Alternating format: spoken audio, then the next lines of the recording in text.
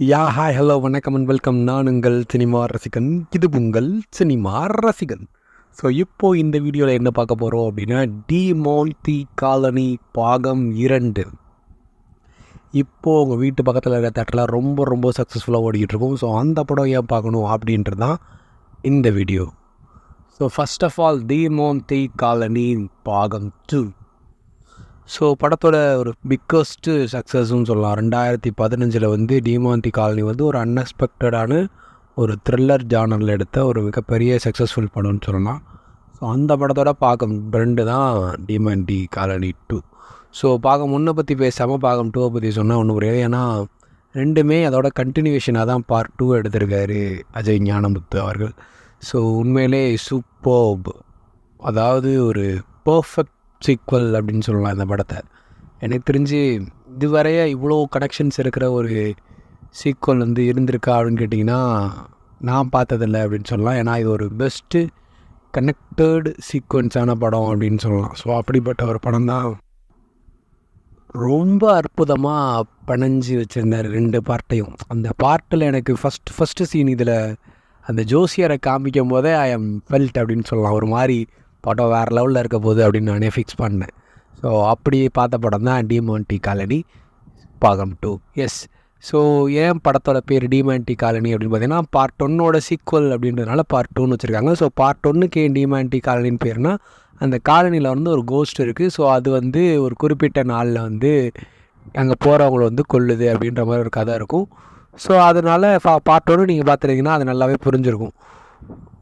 Part 1 என்னன்றதையுமே ஒரு சின்ன அதில் படத்துலையுமே ஆரம்பிக்கும் போது பார்ட் 2 ஆரம்பிக்கும் போதுமே ஒரு நல்ல இது ரீகால் மாதிரி பண்ணி ரீகேப் மாதிரி பார்ட் 1ஓட ரீகேப் வந்து போட்டிருக்காங்க. போடும்போதுமே படத்தை முக்கால்வாசி வந்து கன்வே பண்ணிடுவாங்க. ஸோ பண்ணதுக்கப்புறம் என்ன கதை அப்படின்றத பார்த்தோம்னா ஷார்ட் அண்ட் ஸ்வீட்டாகவே பார்த்துடலாம் பார்ட் 1. ஸோ 3 ஃப்ரெண்ட்ஸ் இருப்பாங்க. 3 ஃப்ரெண்ட்ஸு, ரமேஷ் திலக் சார், தென் அவங்க அந்த ராகவன்ற கேரக்டர், தென் வந்து சுஜித்து அண்ட் வந்து அருள்நிதி சார், ஸ்ரீனிவாசன் அப்படின்ற கேரக்டர். இந்த 4 ஃப்ரெண்ட்ஸ் வந்து ஒரு ரூமில் வந்து தங்கியிருப்பாங்க. ஸோ அவங்க ஒரு கொஞ்சம் நல்லா பண்ணலாம், ஆளுக்கு ஒரு ப்ரொஃபஷன்ஸில் வந்து இருப்பாங்க. ஸோ கொஞ்சம் ஏதாச்சும் ஒரு ஃபன்னாக ஏதாச்சும் பண்ணலாம் அப்படின்ற மாதிரி சரி அந்த ராகவன் அவருக்கு வந்து தேவைப்பட்டிருக்கும். டி மோன்டி காலனி பற்றி ஒரு ஸ்கிரிப்ட் எழுதிட்டு அவர் வந்து டேரக்டர் சான்ஸ் தேடிக்கிட்டு இருப்பார். ஸோ அங்கே போனால் நல்லாயிருக்கும், அங்கே போய் அந்த செயின் எடுத்துடலாம். அந்த செயின் தான் படத்தோட செகண்ட் பார்ட்டுக்குமே அந்த முக்கியமான கனெக்ஷன் இருக்குது செயின் தான். ஸோ அதை எடுத்துடலாம், அதுக்காக தான் அவர் போயிருப்பார் முக்கியமாக. ஸோ அங்கே போய் பார்த்தா அவர் அந்த செயின் எடுத்ததுக்கப்புறம் பின்னாடி ஏற்பட விளைவுகள்லாம் பார்ட் 1லேயே பார்த்துருப்பீங்க. நிறைய ட்விஸ்ட் இருக்கும். தென் அந்த டிவியில் வர சீன் ரொம்ப ஹாரராக இருக்கும். தென் அதுபடி அவங்க சாக போகிறாங்களா இல்லையான்னு ஒரு மாதிரி நல்ல இதில் வச்சுருப்பாங்க. தென் அதே மாதிரி அப்படியே படம் கண்டினியூ ஆகும்போது அன்டில் த எண்ட் வந்து அருள்நிதி சார் தப்பிச்சிட்டாரு அப்படின்னு நினைப்போம். பட் ஆனால் அவருமே கம்பியில் மாட்டு செத்துருப்பார் அப்படின்ற மாதிரி பார்ட் 1 வந்து முடிச்சிருப்பாங்க. ஸோ முடிச்சுட்டு இதையெல்லாம் அந்த சுஜித் வந்து செயினை போட்டுட்டு அங்கிட்டு போகிற மாதிரி அந்த பார்ட் 1 வந்து எண்டப் ஆகிருக்கும். ஸோ அதோட சீக்வல் அப்படின்னு சொல்லும்போது அப்படியே கண்டினியூ பண்ணியிருக்கலாம். பட் ஆனால் அதுக்கான மெனக்கடல்கள் வந்து ரொம்ப இருந்திருக்கு அப்படின்றது ஆப்வியஸாக தெரியுது. எடுத்த உடனே சாப்டர் 1 சாப்டர் 2 அப்படின்ற மாதிரி 2. ஸோ டாபி அப்படின்ற ஒரு கேரக்டர் தான் வந்து பிரியா பவானி சங்கர் மேம் பண்ணியிருக்காங்க. தரமாக பண்ணியிருக்காங்க. அதாவது இந்த படத்தில் வந்து அருள்நிதி சாருக்கு எவ்வளோ ஸ்கோப் இருக்கோ அதுக்கு ஈக்குவலான ஸ்பேஸ் வந்து பிரியா மேம் வாங்கியிருக்காங்க அப்படின்னு தான் சொல்லணும். ரொம்ப அழகாக கேரி பண்ணியிருக்காங்க அந்த கேரக்டரை. உங்களை பார்த்தாலே அந்த அந்த கேரக்டருக்கான இதாக இருக்கட்டும். தென் அதில் எமோஷன்ஸ் வந்து ஃபஸ்ட் ஹாஃபில் இருக்கும். அந்த சாம் அப்படின்றவர் வந்து இதாகிடுவார். ஸோ அந்த கதை என்னென்னு சொல்கிறேன். ஸோ அது வந்து ரொம்ப அழகாக அவங்க வந்து வெளிப்படுத்துறது ரொம்ப அழகாக இருந்தது. தென் கிளைமேக்ஸ்லையுமே சூப்பர்பாக பண்ணியிருந்தாங்க அப்படின்னு சொல்லலாம். Then Arulnithi sir, so Arulnithi sir தான் இதுலையுமே லீடு பண்ணியிருக்காரு. தென் அதில் வந்து ஸ்ரீனி கேரக்டர் வந்து கொஞ்சம் இதாக வச்சுட்டு கடைசி பார்ட் 3 லீடு கொடுக்குறதுக்கு மட்டும் அந்த ஸ்ரீனி ஹாசன் கேரக்டர் வச்சுக்கிட்டாங்க. பட் ஆனால் இதில் வந்து அவரோட டபுள் ஆக்ஷன் ட்வின்னு மாதிரி ஒருத்தர் இறக்குறாங்க. தட் இஸ் ரகுநந்தன் அப்படின்னு ரகு அப்படின்ற கேரக்டர் வருது. ஸோ அந்த கேரக்டரோட கேரக்டரைசேஷனும் சரி. தென் அது கடைசியில் நான் செல்ஃபிஷ் இல்லை, மனுஷங்க எல்லோரும் செல்ஃபிஷ் தான் புரிய வச்சதாக இருக்கட்டும். தென் நான் செல்ஃபிஷ் இல்லை, கொஞ்சம் நல்லா வந்து செல்ஃபிஷ் தான் ஆனால் கெட்டவன் இல்லை அப்படின்னு ஒரு சொல்கிறதா இருக்கட்டும். அது எல்லாத்துலேயுமே ஆடியன்ஸ் ரொம்ப கவராக இருந்திருக்குது அந்த கேரக்டர் அப்படின்னு சொல்லலாம். தென் படத்தோட கதைகள் மற்றும் கதாபாத்திரங்கள் அதுக்குள்ளே போகணும் அப்படின்னு பார்த்தீங்கன்னா, இது அப்படியே அதோட கண்டினியூவேஷன் அப்படின்றதுனால நிறைய கனெக்ஷன் இருந்துச்சு. மொதல் ஜோஷியாரை காமிச்ச உடனே எம்எஸ் பாஸ்கர் சார் வந்து எடுக்கும்போது பிரியா மேமும் அங்கே இருக்கிற மாதிரி காமிச்சிருப்பாங்க. நான் வேறு லெவலில் இருக்க போது படம் அப்படின்னு அங்கே ஃபிக்ஸ் பண்ணேன். தென் அதுக்கப்புறம் வந்து அவர் அந்த டீ கடையில் உட்காந்து பேசிக்கிட்டு இருக்கும்போது தான் பிரியா மேம் வந்து கிராஸ் பண்ணியிருப்பாங்க. தென் எம்எஸ் பாஸ்கர் சார்லேருந்து வீட்டிலேருந்து வெளில போகும்போது பிரியா மேமும் அருள்நிதி சாரும் இடிச்சுக்கிடுவாங்க. தென் அதெல்லாம் அழகாக மேக் பண்ணுறேன், அதை ரீக்ரியேட் பண்ணியிருந்திருக்காருன்னு நினைக்கிறேன். ஐ திங்க் ஏன்னா பார்ட் 1 எடுக்கும்போது பார்ட் 2க்கான இது இருந்திருக்காது. பட் ஆனால் அதே சீனை ரீக்ரியேட் பண்ணி ரொம்ப அழகாக பண்ணியிருந்தார் அஜய் நானமுத்து அவர்கள். தென் உள்ளே போனோம் அப்படின்னா இதுக்கப்புறம் அந்த நாளில் என்ன நடந்துச்சு அப்படின்னு பார்க்கும்போது அவங்க வந்து டெவில்கிட்ட பேசணும் அப்படின்னு நினைக்கிறாங்க. அதாவது சாம் இப்போ பிரியா மேமோட கதை என்ன அப்படின்னு பார்த்தோன்னா வந்து டால்பே அப்படின்ற ஒரு கேரக்டர் பண்ணிருக்காங்க. ஸோ அவங்களோட கதை அப்படி என்ன பார்த்தோம் அப்படின்னா அவங்க வந்து ஒருத்தரை லவ் பண்ணி கல்யாணம் பண்ணியிருக்காங்க. சாம் அப்படின்னு ஒருத்தர், அவருக்கு வந்து கேன்சர் இருக்குது. பட் இருந்தாலும் கேன்சர்லேருந்து வெளிவர அளவுக்கு போராடி அவர் கேன்சருமே க்யூர் ஆகி வெளில வந்திருக்காரு. ஸோ வந்ததுக்கப்புறம் எதிர்பாராத விடமாக சூசைட் ஆகி செத்து போயிட்டார். த சேம் டேட் 6/6 அந்த மாதிரி 2009 வந்து இறந்து போயிருப்பார். ஸோ இறந்து போனோடனே அங்கேருந்து ஒரு 6 இயர்ஸ் கழித்து அதே 6/6/2015 தான் நமக்கு டிமாண்டியில் வந்து அந்த பசங்களுக்கெல்லாம் அது நடக்கிறது. ஸோ இவர் ஏன் இறந்தார், தென் இங்கே ஏன் அந்த ராகவன் அவங்கள இது பண்ணுறாங்க அப்படின்ற அந்த கனெக்ஷனை பற்றி அவங்க இது பண்ண போது அப்போ தான் அந்த 6/6/2015 வந்து அவங்க வந்து போய் பார்க்குறாங்க என்ன நடந்துச்சு அன்றைக்கி அப்படின்ற மாதிரி பார்க்க போகிறாங்க. ஸோ பார்க்கும்போது தான் தெரியுது ஏதோ ஒரு ஆத்மா வந்து என்னை காப்பாற்று அப்படின்னு சொல்லுது. ஸோ சொன்ன உடனே இவங்க வந்து சாமோட ஆத்மா தான் அப்படின்னு நினச்சி காப்பாற்றுறாங்க. ஸோ காப்பாற்றுனது என்னன்னு பார்த்தோன்னா நம்ம ஃபஸ்ட் ஹாஃபில் அருள்நிதி சார் இறந்துருப்பார்ல அந்த கம்பியில் மாட்டி. ஸோ அவரை வந்து காப்பாற்றுறாங்க. ஸோ காப்பாற்றின உடனே இதே பேரலாக ட்வின்ஸ் அப்படின்றதுனால இதே நேரத்தில் அங்கே ரகு அப்படின்ற அந்த அருள்நிதி சாருமே இறக்குற மாதிரி இருந்திருக்கும். அது அழகாக அந்த ட்விஸ்டடாக இங்கே பார்த்தீங்கன்னா நல்லாயிருக்கும். நான் ஓப்பனாக சொல்கிறேன், இது முக்கால்வாசி ஸ்பாய்லராக தான் இருக்கும். ஸோ ப்ளீஸ் படத்தை பார்த்துட்டு வந்து பாருங்கள். இந்த ரீசன்ஸ்க்கெலாம் நீங்கள் படம் பார்க்கலாம் அப்படின்றதான் என்னோட சின்னது. ஸோ நிறைய ட்விஸ்ட் அண்ட் டர்ன்ஸ் ரொம்ப ரொம்ப அற்புதமாக அஜய் ஞானமுத்து சார் எடுத்திருக்காரு. ஸோ கண்டிப்பாக நீங்கள் போய் படத்தை பார்த்துட்டு வந்து இந்த வீடியோ பாருங்கள். பார்க்காம போங்க, தட் இஸ் யுவர் விஷ். பண்ணால் படம் போய் எல்லோரும் பார்த்துருங்க. ரொம்ப உழைவை போட்டிருக்காங்க. ரொம்ப அழகான படம், எல்லாருக்கும் பார்க்க வேண்டிய ஒரு அற்புதமான த்ரில்லர் படம். என்ஜாய் பண்ணலாம் அப்படின்றத மட்டும் நான் சொல்லிக்கிறேன். தென் கம்மிங் பேக் டு அது வந்து அதே நேரத்தில் அந்த ட்வின் பிரதரான அவருமே வந்து பாதிக்கப்பட்டிருப்பார். ஸோ அதெல்லாம் சொல்லும் போது அந்த ட்விஸ்டர் இல்லாமல் ஒரு மாதிரி சூப்பராக இருக்கும். தென் அதுக்கப்புறம் வந்து பார்த்தீங்க அப்படின்னா அதை மேக்கிங்காக இருக்கணும், ஃபஸ்ட் ஹாஃபாக இருக்கணும், செகண்ட் ஹாஃப் இருக்கணும். இந்த மேக்கிங் வந்து வேறு லெவலில் இருந்தது. ஸோ பார்க்கும்போது ஒரு ஹாலிவுட் ஃபீல் கொடுத்த மாதிரி இருந்துச்சு எனக்கு. கிட்டத்தட்ட ரொம்ப அழகாக எடுத்திருந்தார் இது எடுத்ததாக இருக்கட்டும். தென் அவங்க பெர்ஃபார்மன்ஸ், எல்லாரோட பெர்ஃபார்மன்ஸுமே வேறு லெவல். தென் அருள்நிதி சாருமே அவருக்கு த்ரில்லர் ஜானோட கிங் அப்படின்னு சொல்லலாம் அவரை. ஸோ ரொம்ப ரொம்ப அழகாக அவரோட இயற்கை கண்களாக இருக்கட்டும், தென் சோ மெனி மூவிஸ், டைரியாக இருக்கட்டும், எல்லாத்துலேயுமே மிரட்டியிருப்பார். ஸோ அந்த மாதிரி இதுலேயுமே ரொம்ப ரொம்ப அழகாக டிமாண்டின்றது அவரோட ஃபஸ்ட்டு த்ரில்லர் செட் பண்ண படமே அதான் நினைக்கிறேன். ஸோ அதே மாதிரி இதுலேயுமே வேறு லெவலில் பண்ணியிருக்காரு அப்படின்னு தான் சொல்லணும். தென் வந்து அதே நேரத்தில் சார் இருக்கிறதுனால ஸோ அவங்களுக்கு அந்த சொத்து பிரச்சனைலாம் வரும். அதுக்கு வந்து அர்ச்சனா மேம், பிக் பாஸ் அர்ச்சனா மேம், அவங்க வந்து ஒரு அழகான கேரக்டர், தங்கச்சி கேரக்டர் ஐஸ்வர்யான்ற கேரக்டர் பண்ணியிருக்காங்க. அவங்க வர சீன்ஸ்லாம் நல்லா ஃபன்னாக காமெடியாக நல்லா போயிட்டுருக்கு. ஸோ அது பார்த்திங்கன்னா ஒரு சின்ன எலமெண்ட் மாதிரி வந்துட்டு போகிறாங்க. ரொம்ப நல்லாவே பண்ணியிருக்காங்க அவங்களோட performance wise. Then other then that அதுக்கப்புறம் பார்த்தோம் அப்படின்னா முத்துக்குமார் சார், அவர் வந்து சித்தப்பா கேரக்டர் பண்ணியிருக்காரு. ரகு அப்படின்ற அருள்நிதி சாரோட கேரக்டருக்கு வந்து சித்தப்பா கேரக்டர் பண்ணியிருக்காரு.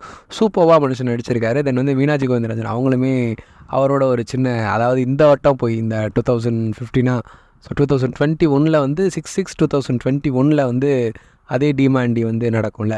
ஸோ அங்கே மாட்டிக்கிறது வந்து ஒரு 4 கேர்ள்ஸை காமிக்கிறாங்க. அந்த 4 கேர்ள்ஸ் வந்து மிங்கிள் ஆகும்போது இதை இந்த ஒரு சைக்கிள் நம்ம நிறுத்திட்டோம் அப்படின்னா இதுக்கப்புறம் எதுவுமே ஃபால் ஆகாது அப்படின்ற மாதிரி முயற்சிக்காக தான் இந்த படமே எடுத்திருக்காங்க.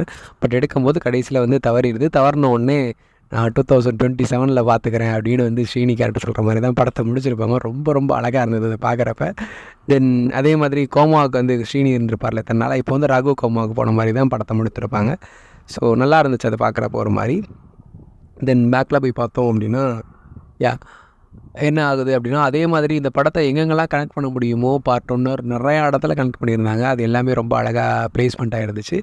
தென் அதே மாதிரி பார்ட் 1 எப்படி டிவியில் வருமோ இது அப்படியே டிவியில் 21 நம்பர் சேனல் நினைக்கிறேன் எனக்கு தெரிஞ்சு. நான் பார்ட் 1 இப்போ தான் பார்த்துட்டு அப்படியே போய் பார்ட் 2 திருப்பி பார்க்கணுன்றதுனால படம் பார்த்துட்டு அப்படியே போய் பார்த்தேன். ஸோ அதனால் 21வது சேனலில் வந்து ஓடிக்கிட்டு இருக்கும். டிவியில் வந்து அந்த ரமேஷ் திலக் சார் அவங்க எல்லாருமே பயந்துக்கிட்டு இருப்பாங்க, அந்த இது ஓடிக்கிட்டு இருக்கும். அதே மாதிரி இங்கே வந்து HTMI வந்து அவங்க காஃபி ஷாப் ரெஸ்டாரண்ட் வந்து வச்சுருப்பாங்க. யார் பிரியா மேம் வந்து சாம் சார் அவரோட பேரில் வந்து அருண் பாண்டியன் சார் வந்து ஒரு அழகான கேரக்டர் பண்ணியிருக்காரு. ஸோ அவரை பார்த்திங்கன்னா அவருக்கு ரொம்ப பிடிக்கும். அதாவது சாம் அவரோட அப்பா கேரக்டர் பண்ணியிருக்காரு. ஸோ பண்ணிருக்கப்போ அந்த சாம்காக ஒரு ரெஸ்டாரண்ட் ஓப்பன் பண்ணணும் அப்படின்றது பிரியா மேம் ஓப்பன் பண்ணுறாங்க.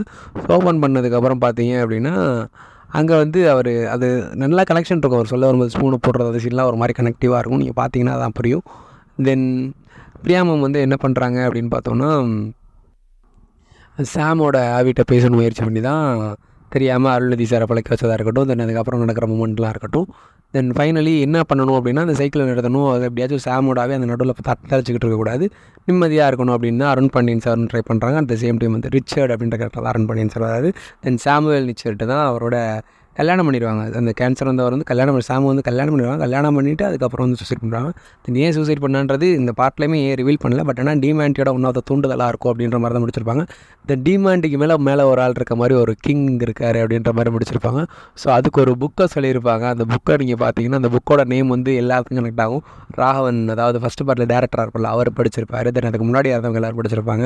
தென் சாம் அவரும் படிச்சிருப்பார். தென் அதுக்கப்புறம் பார்த்தீங்க அப்படின்னா அந்த பொண்ணுங்க, இப்போ இந்த பார்ட்டுக்குன்னு அந்த பொண்ணுங்க தான் அந்த டிமாண்ட் இதுக்குள்ளே போகிறாங்க. ஸோ போனதை பார்த்தா அந்த பொண்ணு வந்து எல்லாத்துலேயும் செயின் தேடவும் அந்த செயின் எடுத்துகிட்டு அருள்நிதி சாரோட பாக்கெட்டில், ரெயின் கோட் பாக்கெட்டில் போட்டு விட்ரும். ஸோ போட்டோன்னே தான் தெரியும் அவங்க போய் அந்த எப்படி நம்ம ஃபஸ்ட் பார்ட்டில் வந்து இதில் மாட்டிக்கிறாங்களோ, அந்த வீட்டுக்குள்ளே மாட்டிக்கிறாங்களோ, அதே மாதிரி இவங்க வந்து இவங்களோட அந்த பெரிய ரெஸ்டாரண்ட்டில் மாற்றிக்கிறாங்க. ஸோ அந்த ரெஸ்டாரண்ட் சீனே ஒரு மாதிரி சூப்பராக இருக்கும். தென் அங்கே வந்து பார்த்தீங்க அப்படின்னா அந்த செயினுக்காக அந்த புதுசாக அந்த மாங்க் அவங்களோட அதெல்லாம் சேர்ந்து போராடுறதா இருக்கட்டும். தென் ஷோஷே அப்படின்னு ஒருத்தர் இருப்பார், அவரோட அவர் ரொம்ப அழகாக பண்ணியிருந்தார், தமிழுமே பேசுகிறது ரொம்ப அழகாக இருந்தது.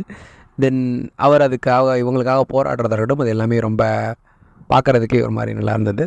தென் அங்கே நடந்த கிராஃபிக்ஸ், அந்த வௌவால் வந்த சீனாக இருக்கட்டும், அது எல்லாமே இது பண்ணதாக இருக்கட்டும்.